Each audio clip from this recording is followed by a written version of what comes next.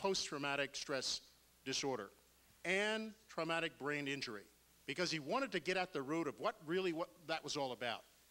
And as a result of that, a consequence of that, a number of initiatives, Michelle has already mentioned them, have come out, and he was very forceful, very instrumental in getting those through the Congress and signed into law.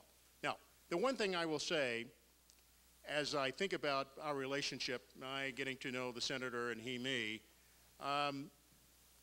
generals are very, careful, very crusty guys. And if you don't wear a uniform, our trust and loyalty don't come easy. And I have to tell you that over these years, I've come to admire the man. And that's why I'm here today. Because I understand that President Obama will be a president for service members. He'll be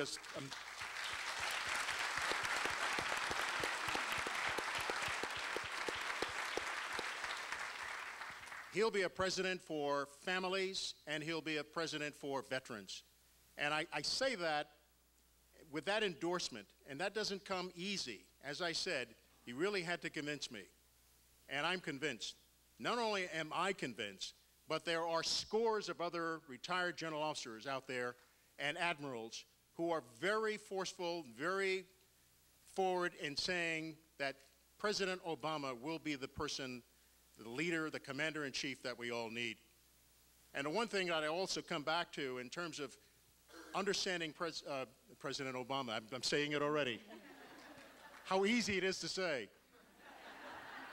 But the other point I make is that in understanding and seeing the man, he has the intellect, he has certainly the ability to ask the tough questions and ferret out the answers to which we absolutely need if we're ever going to, and whenever, we're going to again commit American forces. To ask the question, what does victory look like? What does the end state look like before we get involved in a conflict?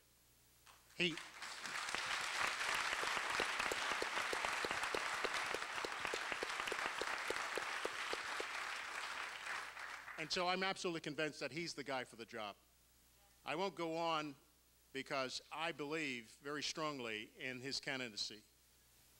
I also understand, and I had an opportunity for those 4 years to work with Senator Biden, who also understands the issues, understands military service members, their families, and veterans, certainly the conflict and the situation with veterans.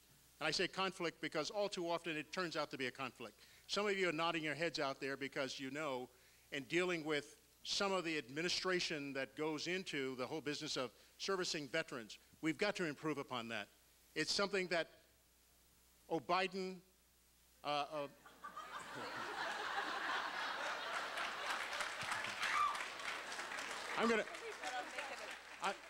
I'm going to join you now.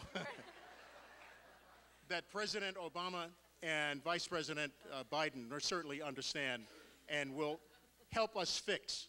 And I say help us fix because it's going to take everyone's involvement, but it will come from their leadership.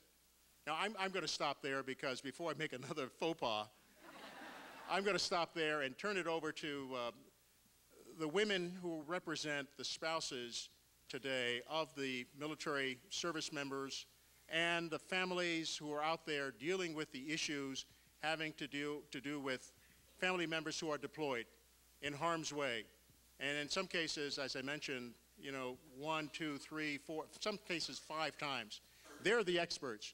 They're the ones that we need to hear from. They're the ones who can tell the stories, and they're the ones who can bring us all together in terms of what we need to do to help them and remedy the situations that all too often they are faced with on a day-to-day basis. So I'm going to stop there. Thank you, General. Carol, want to get us started? Thank you. I'm Carol Reese. I'm the proud military wife. I'm a mother of 3 adult children and a proud grandmother of 3 grandsons. And when people look at me, they say, "Oh, where's your son deployed?" It's not my son. It's my husband. My husband, Jim, is a combat medic who's going to be beginning his 40th year in the National Guard. Thank you.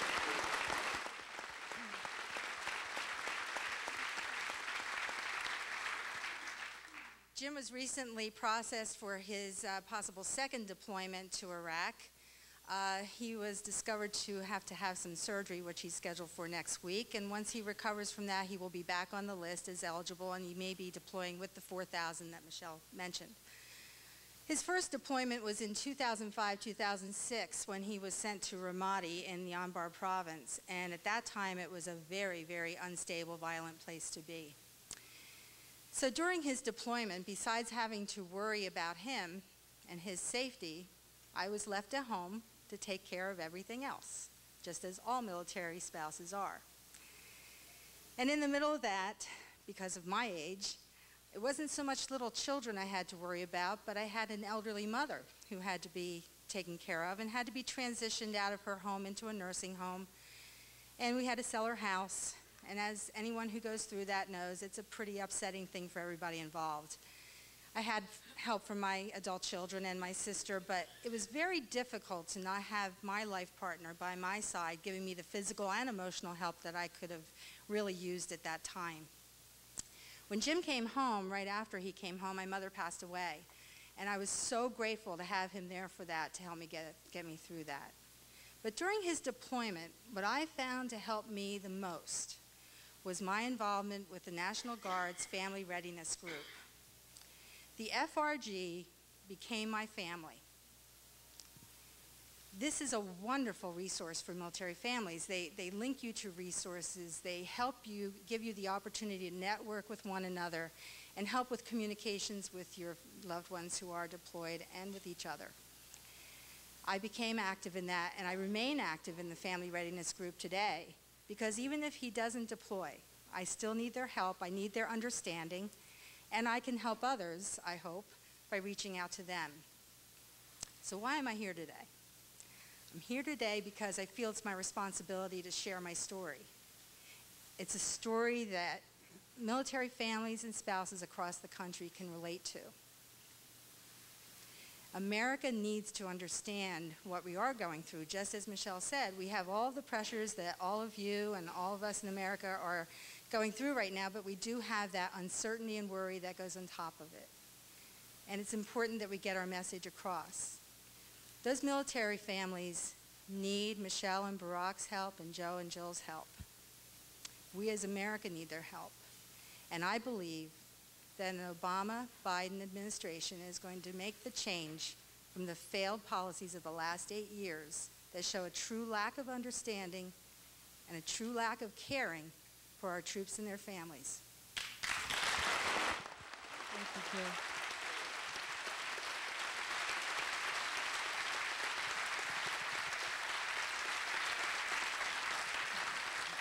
One question that I wanted to ask, because in past conversations, the family readiness groups come up just as an example of some of the challenges. I mean, what I've heard is that they're important resources, but oftentimes they're understaffed. And what I've heard is that they really rely on a volunteer pool. So you don't have full-time staff often, depending upon the size of the group in the region. Many of these rely on the help of other spouses to serve as volunteers. And I've heard in the past that with the pressures placed on redeployment, that you've got people who have been volunteering in pretty stress-filled positions for years and years and years, and it starts to take a toll. And this is one of the reasons why one of Barack's proposals in the plan, and Joe's, is to provide more resources to fully staff up these readiness groups, because they start to become the only sort of formal resource that's available. And if you're a reservist and you're a family and you don't live on a base, so you're not in a military community, what happens is that you're just like a regular family in a house on the block, and no one knows really what you're going through. You can't walk out of the door and walk into another person who is going through the same thing. That's one of the things that it seems like this war has done. It's like there are some people who are fighting it every day, and there are some people who don't even know that it's going on. Or at least they don't act as if they do, because it's not affecting their lives in a day-to-day way. And you imagine being one of those families sort of plunked in the middle of a community that isn't paying attention, and you're worried and you're stressed and your boss doesn't understand, and your colleagues don't understand. Can you talk a little bit about whether you think this is needed, how you see these groups improving? It is very much volunteer run. A lot depends on how much command supports the individual family readiness group. One of the things that would help with more staffing is that you'd provide consistency, because as you said, if you're getting volunteers from people who are themselves going through needy times and feeling worn down, the burnout happens pretty quickly. So if you had some staffing of people who weren't in the thick of it themselves, who could provide that ongoing consistency, I think that would be a very good thing to have. And just to know that it's being supported, I think would also send that message to command consistently that they need to support and encourage involvement in the family readiness group. So I think that's a great idea. And I think, too, that once, I think our soldiers who are deployed get such a peace of mind to know that their families at home are being taken care of. I think that's really important to our soldiers.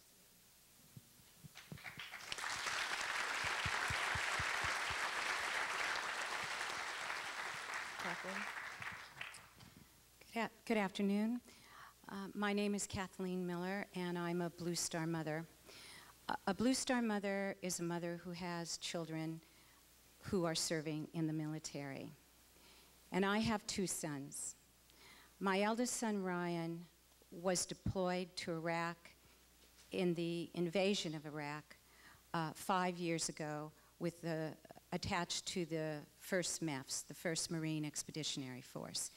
And I really hate that I have to say it was 5 long years ago.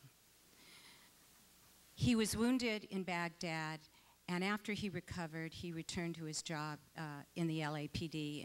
And some of you in the audience who know me know I'm from LA. My husband and I have lived here for 10 years.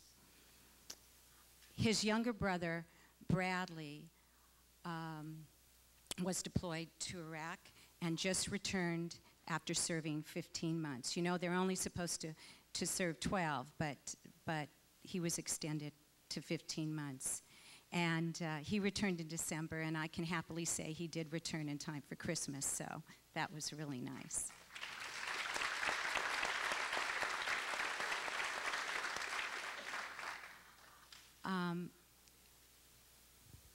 I'd like to say that it is very, very difficult to send a child to war and wait for their uncertain return.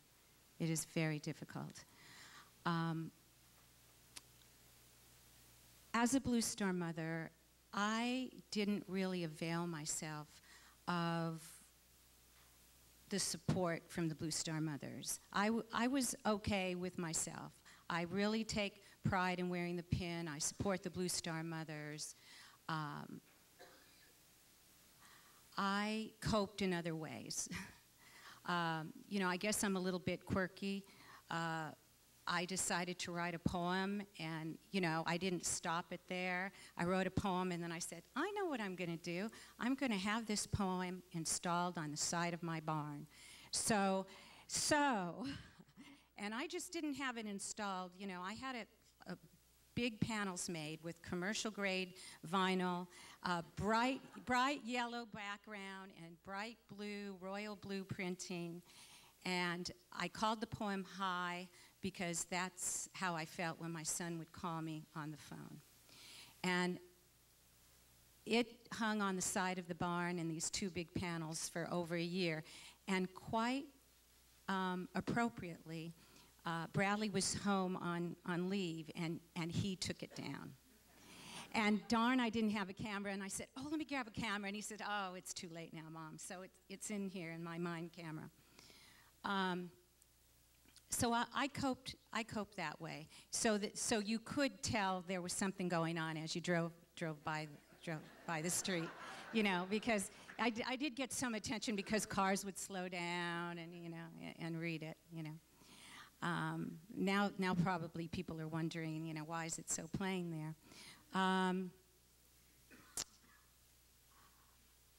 What was I going to say?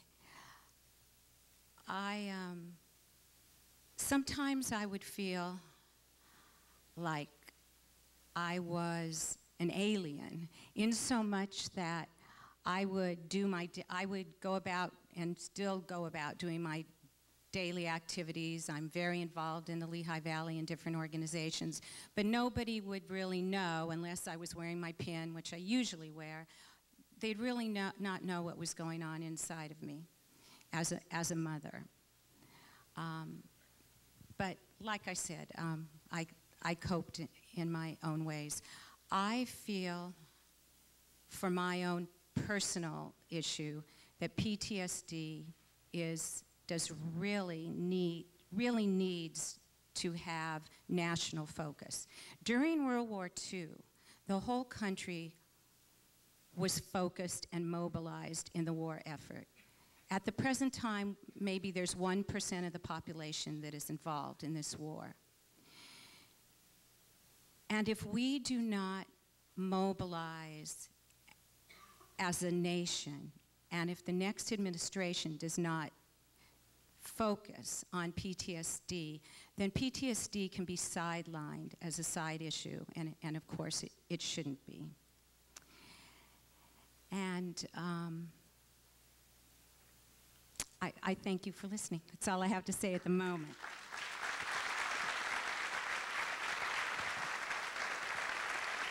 May I borrow those panels for my house? Sure. You know, one thing, Jill, before you go, and before you start, General, you made a point, and I'm not sure which panel was on, but about the importance of Commander-in-Chief, you know, creating a tone in the country as well for leadership. And some would argue that tone for war has not happened because in our earnest to have an administration that says this isn't a big deal, you know, this war isn't going to cost much, you know, just go about your lives, don't worry about it. We've had this isolation of military families, probably even more exacerbated because we're trying to sort of hide the cost and not admit the expense. And who tends to sacrifice oftentimes are the families who, as you hear time and time again, feel a certain sense of loneliness in the midst of what has been a very long and important war. That a lot of our families feel like they're going through this alone because the rest of the nation has been sort of implicitly told, this isn't, you know, don't worry. I don't know if you want to talk a bit about that. It's absolutely critical that the Commander-in-Chief create certainly a firm impression that when we commit soldiers, sailors, Marine, airmen to any conflict, that the country must be solidly behind those men and women as they deploy. That's absolutely critical. My war was Vietnam, and we did not have that. And as you know, for many of you who perhaps experienced that, were part of it, or read about it, we didn't have the full backing of the American people for what we were doing. Now, that was not the fault of the service members. The fault was the leadership did not articulate and firmly make it understood that for any service member out there, they must have the assurance that the American people, the people back home, understand, appreciate, and certainly fully support the service member in the conflict as well as his or her family. That's absolutely critical. And what we don't see in this war is a sense that this is something that involves the entire nation. There are people who go about their daily routine and don't pay attention to what's going on, don't fully understand. I won't say fully understand, don't understand at all what's happening out there and what's burdens the families of service members are enduring as well as the service members themselves once they come home. It's absolutely critical that they be provided that kind of assurance, that kind of support mechanism for us to be successful as a nation. And so I can't say enough about a commander-in-chief who understands it, who understands the necessity for ensuring that when it's understood that we're going to commit forces, that the entire nation understands not only the sacrifices, but the potential then when the service member and their families reunite to support that family unit. And also that the cost of war include support for family readiness groups. It includes support for mental health. It includes, so the cost of war is bigger than just bullets and tanks and all the armor, but it does, you know, require us as a nation to say what are we going to do to support those troops when they come home, not just in terms of military support, but how are they going to be educated, do we ensure that they're not losing their homes in a foreclosure crisis? How do we make sure that the spouses are getting the mental health support that they need? All of this goes into the cost of war. And anytime we commit ourselves that we as a nation, you know, need leadership who's going to be honest with us about all the costs that go into sustaining and fighting, you know, a war. And that point is especially true as we think about our veterans as well. That veterans who come back and have any number of things that they're dealing with, whether or not they're psychological or whether or not they're physical, must also be factored in terms of the cost of war. And that's an excellent term that you use because that's how we need to think about it. It's the cost of war. It's both human as well as fiscal in terms of what that means for the future. My name is Jill Slivka, and my story is a little different. I have 2 small children. My husband is a Marine sergeant and was deployed for 1 year from May of 2006 to May of 2007. When he first left, when we first got word